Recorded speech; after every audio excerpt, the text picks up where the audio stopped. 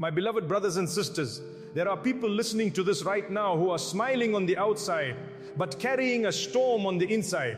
There are people who look fine in front of everyone else, but when they are alone, they feel tired in a way that sleep does not fix. Their body rests, but their heart does not.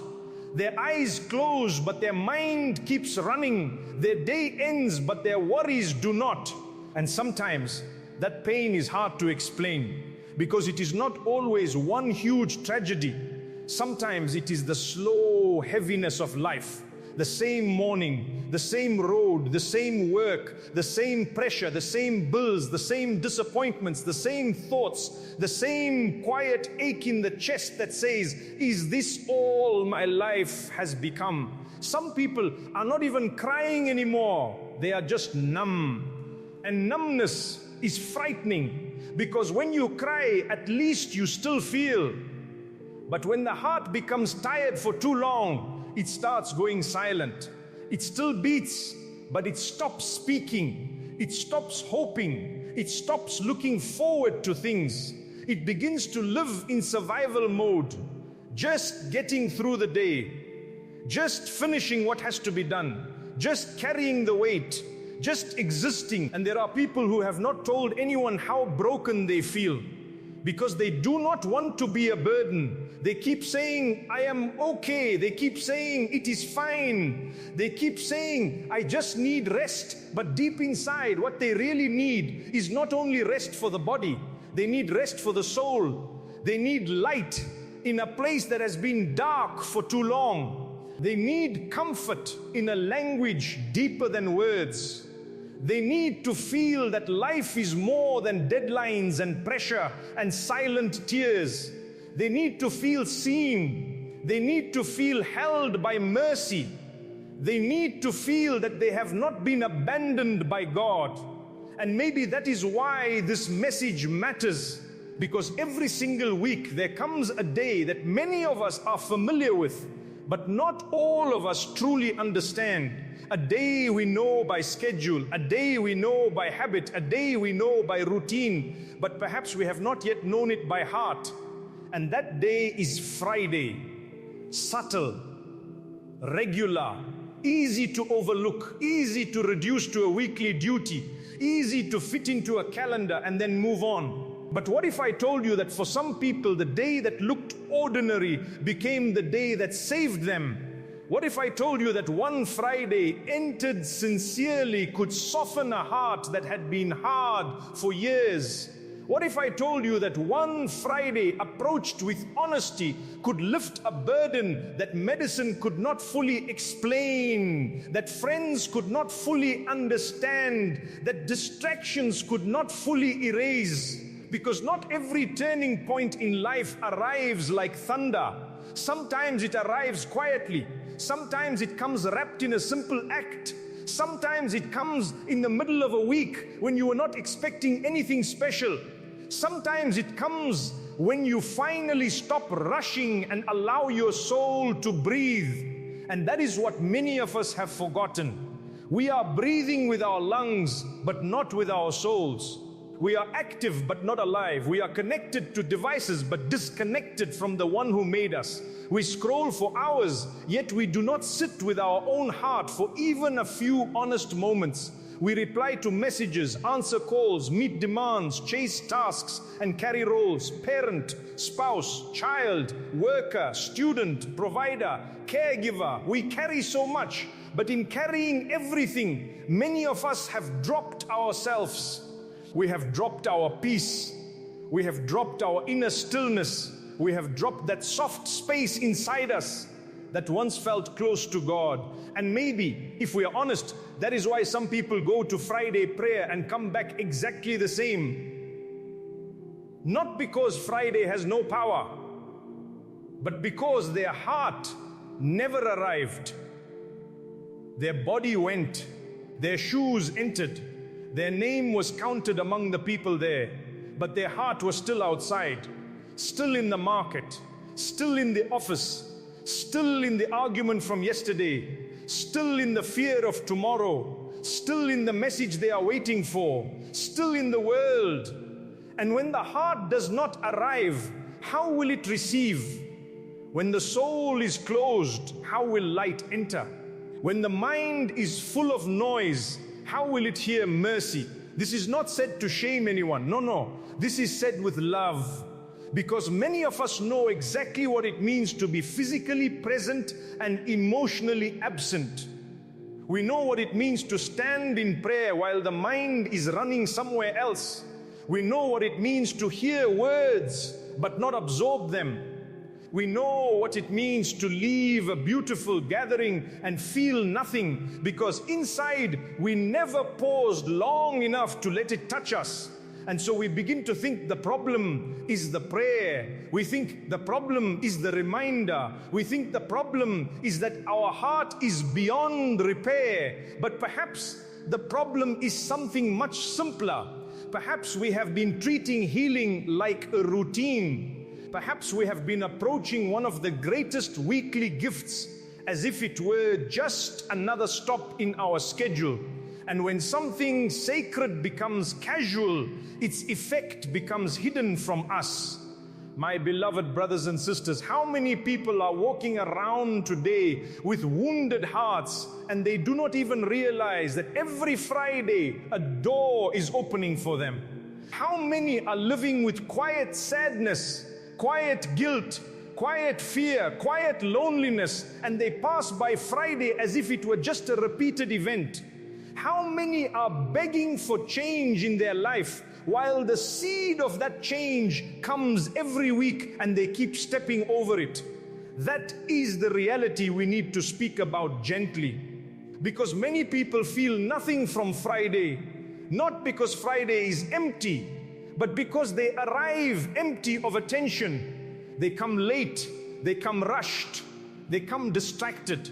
They come with a body that is present and a mind that is scattered in 10 directions. Some people spend the whole morning in noise, then they enter the place of prayer carrying all of that noise with them. They do not slow down. They do not prepare their heart. They do not say to themselves, today I am coming to be healed. No. For some, it becomes something mechanical, a weekly requirement, a box to tick, an obligation to finish.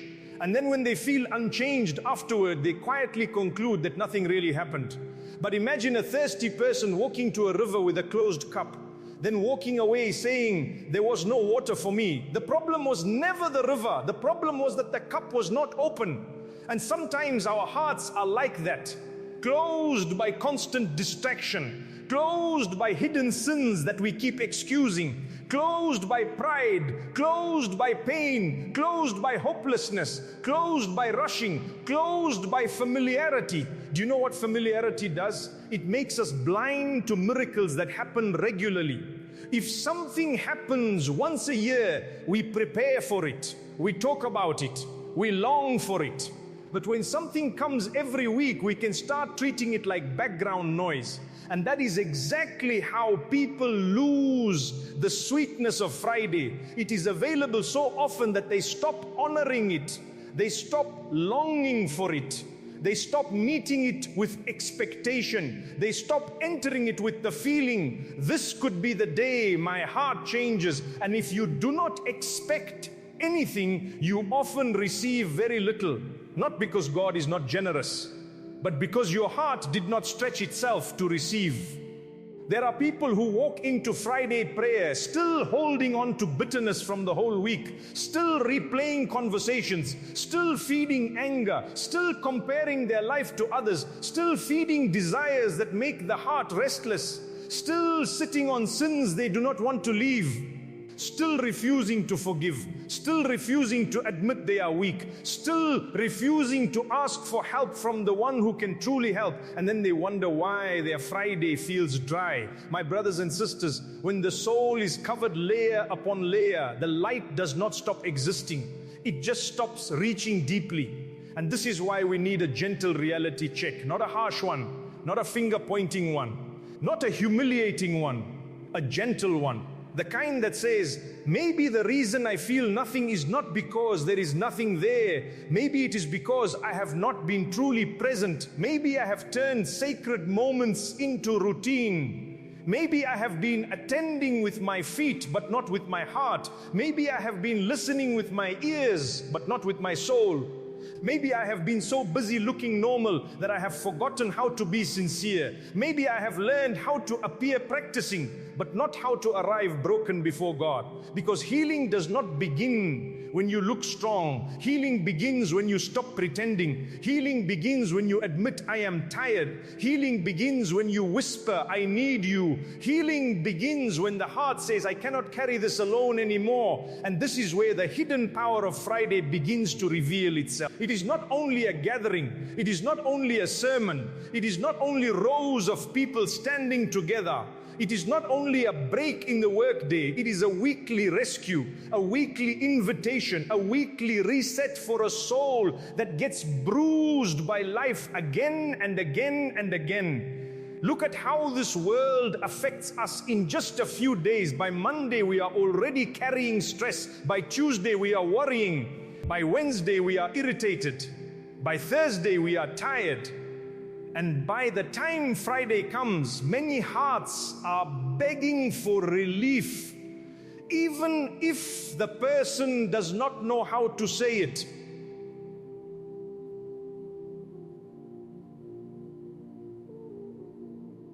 And then comes this gift, this pause, this gathering, this moment where the noise of the week can be interrupted by remembrance, reflection, humility, and return. How beautiful is that? That your Lord did not leave you to drift for months before giving you a chance to reset. No, every single week there is a mercy station waiting for you. Every single week there is a chance to come back. Every single week there is a chance to wash the dust of the world off your heart. Every single week there is a chance to be reminded that you are more than your income, more than your appearance, more than your social status, more than your mistakes, more than what people think of you. Friday comes to remind you who you really are. A servant, a needy soul, a heart that survives only by the mercy of its maker, a traveler in this life, not a permanent resident, a person who needs direction more than decoration, a person who needs truth more than applause, a person who needs closeness to God more than closeness to trends. This is the hidden power. Friday pulls you out of the illusion that this life is everything. It interrupts the spell. It shakes you awake. It tells you you were not created only to chase.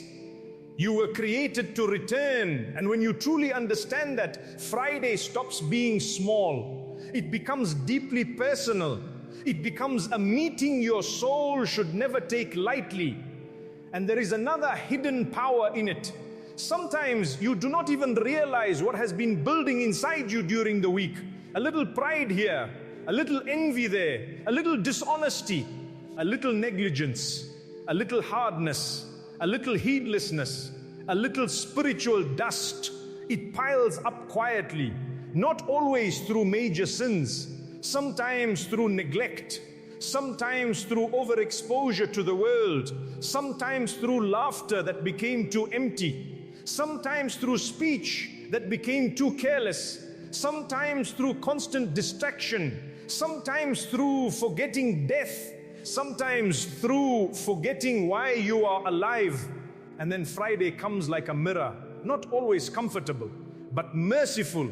It lets you see yourself again. It lets you ask, who am I becoming? That question is powerful, because a person can be successful by the world's standards and still be losing themselves. A person can have money, followers, beauty, achievements, and still feel deeply far from peace. A person can laugh loudly and sleep heavily under sadness.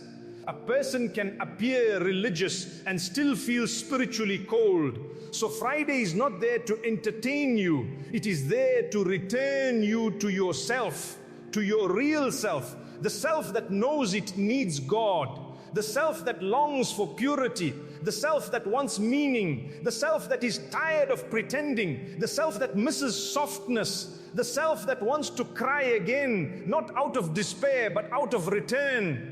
And here is the painful part. So many of us have stood inside this mercy and still missed it. So many Fridays have come and gone. So many calls to wake up were heard and ignored. So many sermons were listened to halfway. So many chances to reflect were cut short by a buzzing phone, a distracted mind, a hardened heart. So many people left the place of prayer and immediately jumped back into noise, jokes, transactions, gossip, and rushing as though nothing sacred had just happened. And later, maybe years later, the heart looks back with regret, not because Friday was absent, but because we were absent. We were there, but we were not there. Do you know how sad that is? To stand so close to mercy and not open your hands, to be near healing and not admit your wound, to be invited every week and still remain distant. There are people who would give anything to go back and relive their Fridays differently. They remember walking into the place of prayer with a heavy heart, but instead of surrendering that heaviness to God, they carried it back out untouched. They remember hearing words that could have changed them, but they were too busy, too distracted, too proud, too numb. They remember sitting there while their mind wandered through business, arguments, entertainment, and plans. And now they wish they had just paused, just once. They wish they had listened as if it were their last Friday.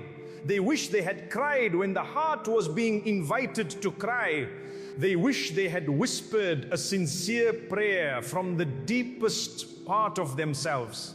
They wish they had gone earlier. They wish they had sat quietly. They wish they had left their phone alone. They wish they had let the words enter. They wish they had realized that not every opportunity feels dramatic when it arrives. Some of the greatest moments in life look small while they are happening. That is why regret is so painful, because you often realize the value of a moment after it has passed. How many Fridays did we waste while thinking we had endless more? How many Fridays did we treat casually while our soul was starving? How many Fridays did we stand there outwardly calm while inwardly collapsing, but still refuse to speak honestly to God?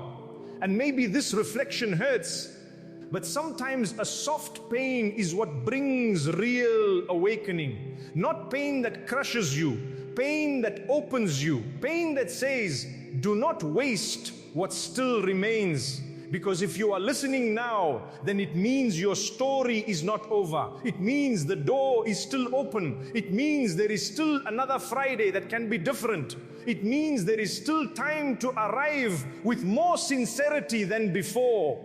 It means there is still time to say, I may have missed so much in the past, but I do not want to miss what remains. And now let us go deeper. Because at the center of all of this is something more intimate than routine, more personal than a weekly schedule, more tender than many people realize. It is your relationship with your Lord, not the public version, not the image people see, not the label, not the reputation, the real relationship, the private one, the one known fully only by you and God. The one that exists when the room is dark and nobody is watching. The one that knows how much you hurt. The one that knows what keeps you awake. The one that knows which memory still breaks you. The one that knows the guilt you have never told another person. The one that knows the fear behind your smile.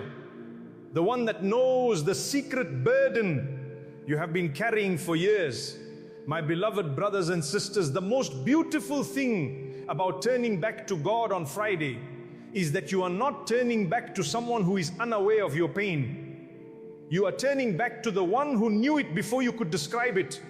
You are not turning back to someone who needs an explanation. You are turning back to the one who watched every silent tear, the one who heard every breaking thought, the one who saw you trying to stay together in front of people while falling apart inside, The one who knew that your laughter was sometimes a cover.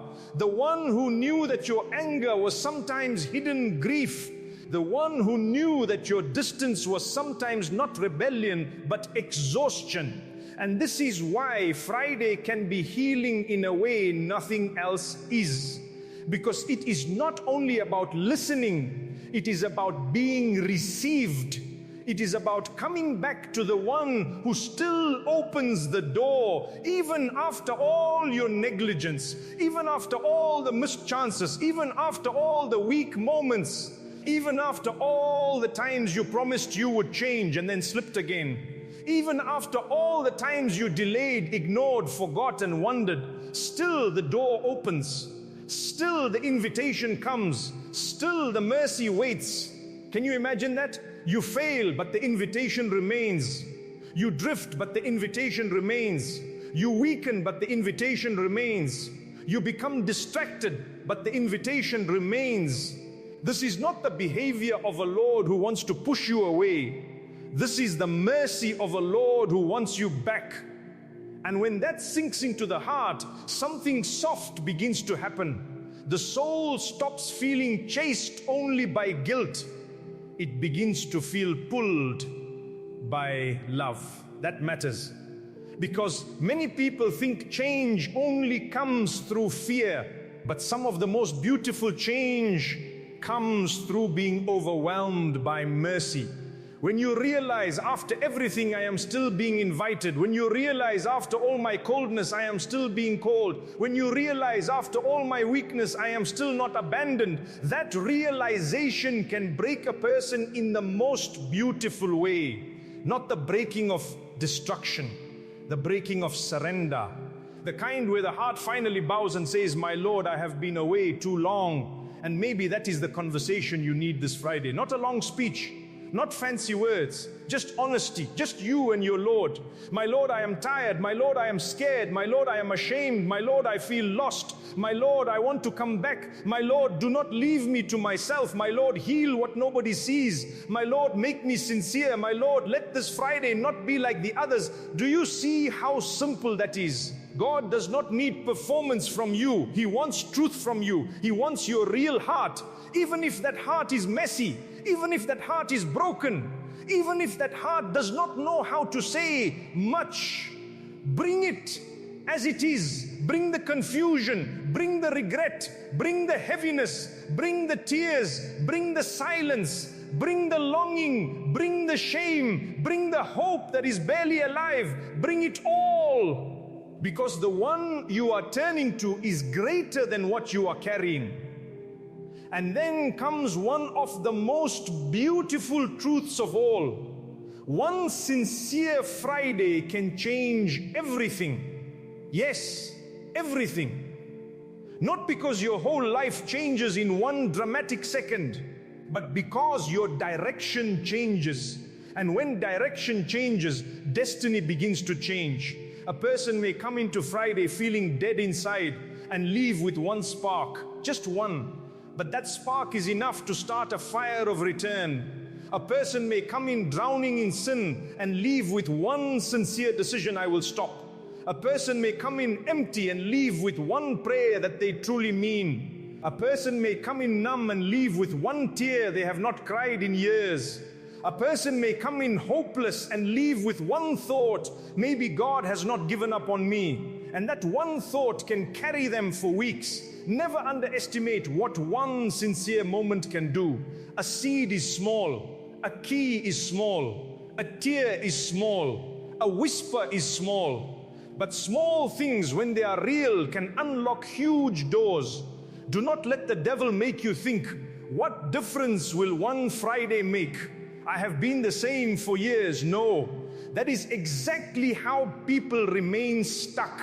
They wait for massive change before taking sincere steps. But life often changes through a door that looks small at first. One Friday where you prepare your heart. One Friday where you go early. One Friday where you listen as if your life depends on it. One Friday where you put the phone away. One Friday where you stop looking around and start looking within. One Friday where the sermon feels like it is speaking directly to your wound. One Friday where you raise your hands in private and say what you have never said before. One Friday where your soul finally admits its need. And then from that Friday onward, you are not the same. Maybe you still struggle. Maybe you still fall. Maybe your life does not become easy overnight. But now there is light inside the struggle. Now there is direction inside the confusion. Now there is nearness inside the loneliness. Now there is a softness that was not there before. Now there is a secret conversation with God that keeps you alive. Now there is a wound that has started healing. Now there is a heart that has started waking up. And once the heart truly wakes up, the whole life begins to look different. The same home can feel different. The same work can feel different. The same hardship can feel different, because the person inside is different. When the soul reconnects to God, pain does not always disappear immediately, but it stops being meaningless. Tears do not always stop immediately, but they become witnessed. Struggles do not always end immediately, but they become carried with help. And that changes everything. So what should we do with this message? Not just admire it, not just feel emotional for a few minutes, not just say that was beautiful. No, we should prepare, we should reflect, we should decide gently but seriously that our next Friday will not be approached carelessly. Come to it with intention. Wake up with intention. Clean your heart before your body arrives there. Ask yourself before you leave, what am I bringing into this Friday? Pride, distraction, carelessness, pain, hope? Then say, my Lord, I am bringing all of it to you. Go with longing. Go with humility. Go with the awareness that this could be the Friday that saves you from a darkness nobody knows you are in. Do not treat it like an item on your list. Treat it like a meeting you desperately need. Because you do. We all do. Some people need money. Some people need answers. Some people need healing. Some people need relief. Some people need forgiveness. Some people need guidance. And if we are honest, all of us need God far more than we realize. Friday is one of the weekly moments that teaches us that truth again. So do not rush in late if you can help it. Do not arrive spiritually asleep if you can prepare. Do not give your attention to everything except the reason you came. And if you have spent years being distracted, do not drown in guilt over it. Start now. That is the beauty of mercy. It allows beginnings even after delay. It allows return even after distance. It allows hope even after neglect. And that hope is what I want to leave in your heart. Not pressure, not despair. Hope. The kind of hope that says, I still have a chance. The kind of hope that says, my heart is not dead. It is just waiting to be revived. The kind of hope that says, I may have wasted many Fridays, but I do not need to waste the next one. The kind of hope that says, God is still calling me. My beloved brothers and sisters, one day there will be a Friday you do not live to see. One day the chance to return will be over. One day the sermons will continue, the people will gather, the rows will form, the reminders will be given, but you and I will not be there. And when that day comes, what will matter will not be how many Fridays passed through our calendar. What will matter is how many truly passed through our heart. How many did we honor? How many did we enter sincerely? How many did we allow to change us? How many did we waste? This is not meant to frighten you into sadness. It is meant to awaken you into life. Because the one who remembers that opportunities end is the one who starts valuing them properly. So value your Fridays. Value the chance to return. Value the gathering. Value the reminder. Value the stillness. Value the few moments when your soul can stop running and simply stand before its Lord. And if you feel broken, come. If you feel numb, come. If you feel ashamed, come. If you feel lost, come. If you feel weak, come. If you feel like you have delayed too long, come. Come not because you are perfect. Come because you are in need. Come because you are human. Come because your heart has been carrying too much alone. Come because the mercy of God is greater than the story you keep telling yourself about being too far gone. You are not too far gone. As long as you can still feel the pull to return, you are not too far gone. As long as your heart still stirs when reminded of God, you are not too far gone. As long as regret still visits you, you are not too far gone. As long as another Friday is placed in front of you, you are not too far gone. So take it.